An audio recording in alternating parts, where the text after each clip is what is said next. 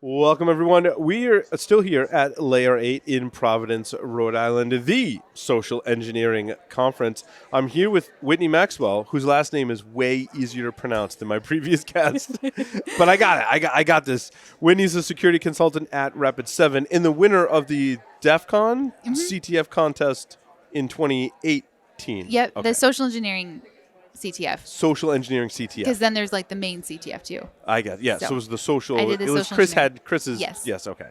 That's awesome. That's awesome. So we haven't talked. Met last year at this conference, but that was before you had gone in and won. Yeah. Okay. And kind of a funny story. So I had competed in the SCCTF on a whim. Sometimes last year was actually the first year that they didn't have a no-show, because before people would sign up and then they get there and they see the booth, they see the crowd, and then they're like, yeah, never mind. And so a few years ago, it was my first DEF CON. I was just kind of wandering around. I wandered into the social engineering village and I saw the calls happening in the booth. I'm like, this is really cool. And then Chris came on the mic and he was like, hey, we actually had 2 people who didn't show up. So if you're interested and you just want to go, like, come on up and good for you. You were like, put me in, coach. I'm yes. good, right? Like, I went in. I was like, for some reason my hand went up and I was like, okay, I guess this is happening. So I had 1 hour to prepare and he gave me the report, which there was not much there. And I developed a pretext. I didn't even know what pretext was. I was completely new to all of this. And I ended up taking, I think, like 4th place overall. Which is really good, by the way, for our listeners out there. With an hour of prep, that's amazing. Yeah, and there are 14 contestants, and so from that, I was like, oh, hey, I guess I'm kind of good at this. Like, this is awesome. But different circumstances, I couldn't actually compete officially for until 3 years later, which was 2018 last year, and so I entered. I wasn't able to spend as much time on the report as I wanted. But I got in the booth. I had planned out my pretext and it went really well. And then I was able to do it again and completely get all the flags I got in the first time, the second time. And I actually left DEF CON the next day because I'd been traveling and I just wanted to get home. And so I was home when you got the call. I got the call to say, like, hey, you won. Like, where are you? And I was like, I'm in bed. Like, so it was really a shock. I mean, obviously I wanted to do the best that I could, but I didn't really think that I was going to be a winner. Rachel Toback has won second place 3 years in a row now. And she's just phenomenal. I'd watched her go and I'm like, oh yeah, she's got this in the bag. Like, I'm 100% like fan Rachel. And so I didn't see it coming. But do you know what the differences were in the flags that you got? In terms of like the point value? You like first place versus second place? It was pretty close, right? I got like 760 and I think she ended up in like the 500 range. Gotcha. Yeah. Gotcha. So it was about, I want to say like 150 point. I mean, don't quote me on that. I do have like the exact numbers, but I remember it wasn't like 5 points or 10 points. I mean, it was enough to feel like good about my win. She actually had, her target did not have internet access, and some of the highest flags you can get involve the internet. So she had an additional challenge.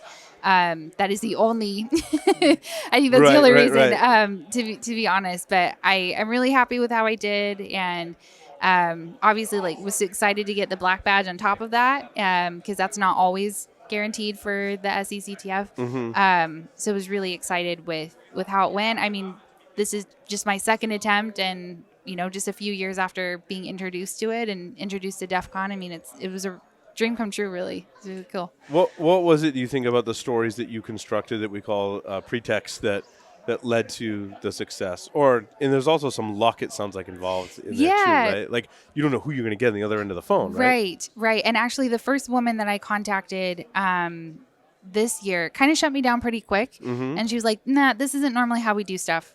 You need to send me an email. And like she hung up and I was like, okay, if this is how it's going to go, this is going to be a long 20 minutes. Right. But the first thing that I decided to do with my targets is to connect with them on their name.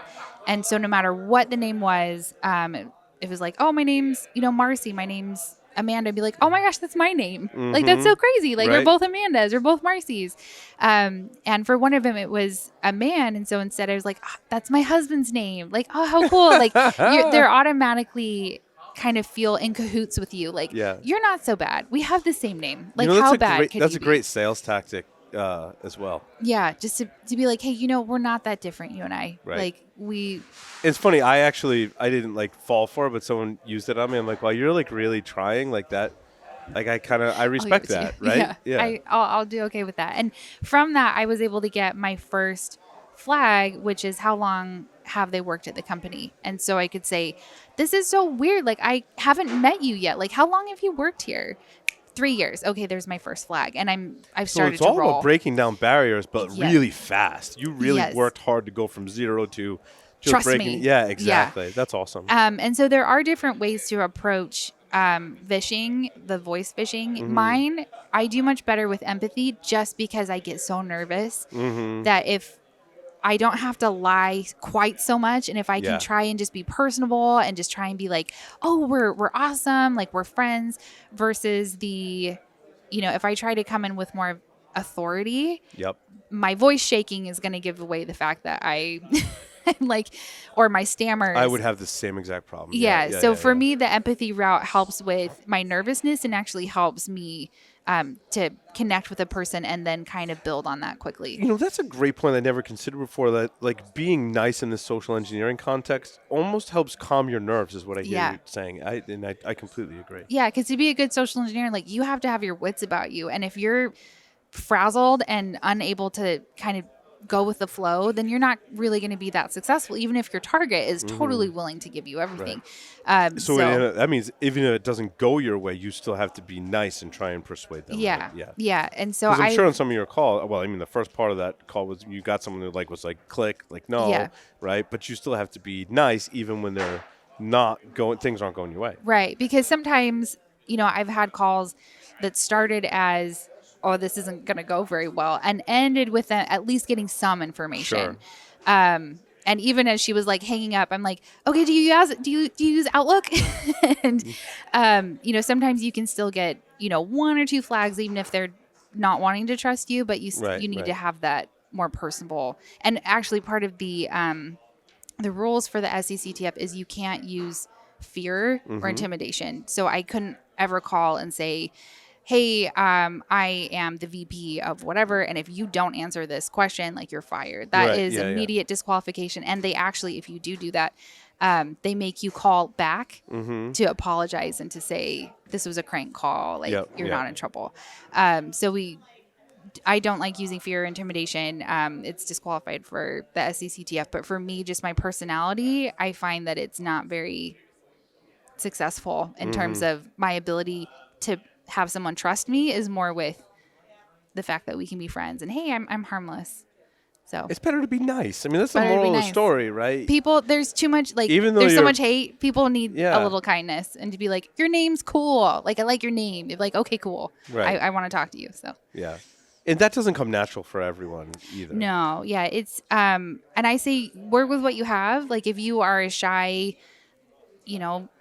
geek, then work with that. Don't try and be this really effervescent, like, charismatic person. Just be who you are, Right. and be genuine, and try and ask some questions and see where it gets you. Because most often people, you just have to be nice. You don't have to be like super charming. Be genuine, be nice, but lie. Yeah, exactly. And like, be yourself, but not. But if you're lying in that context, I think I get what you're saying, is you're oftentimes a lot more successful. Yeah. Well, and I think it's lying in the sense that you're asking questions that they shouldn't be giving you the answer to, and some of it's not straight lying. I get you. right, Yeah. and some of it is just phrasing it in a way that doesn't seem harmless. Like, what operating system are you running on your desktop? Sounds much more intimidating. Like, are you using Windows 7 still, or like, have you guys been upgraded to Windows 10 yet? Like, that's a much more approachable conversation. Like, Yes, oh my yes. gosh, no, we're still stuck on Vista and I hate it. Like, okay, you gave me information.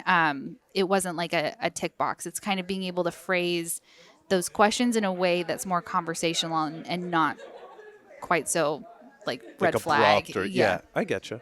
Awesome. Yeah. Well, those are some great tips for people that are doing social engineering. Yes. Which, I mean, in the flip side of this, people should learn. The people who were social engineered, right? Yeah. Should always learn from the experience as part of, awareness training. Yeah, because what's interesting is the SECTF goes one step short. We don't ask for passwords. We don't ask for credit card information. We do get them to go to a website, and that's the social-engineer.org website, to demonstrate we can get someone to go to a website. Yeah. And that could have been way worse than just socialengineer.org. And it's not challenging at all to make them go to a website called social-engineer. Well, and I actually did like a bit.ly link.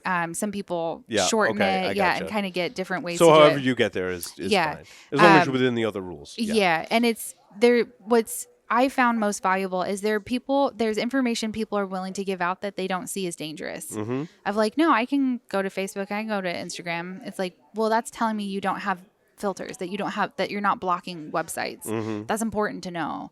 Or even just knowing how long you've worked at a company. If you've been there for 10 years, you probably know a lot of people. You probably know a lot of stuff. If you've been there for 2 weeks, maybe you're a little bit more of an interesting target because maybe you can lie about other people don't know like, you. Oh, I work there too. Like, you wouldn't know me yet. Right? If I showed up as you, not everyone would recognize who you were. So it's also teaching people that, not all information is, harmless, that there is information that you should be wary about giving out about who you are, where you work, the types of stuff that you're using. So absolutely. Yeah. Well, Whitney, thank you so much. Of course. Happy to be here.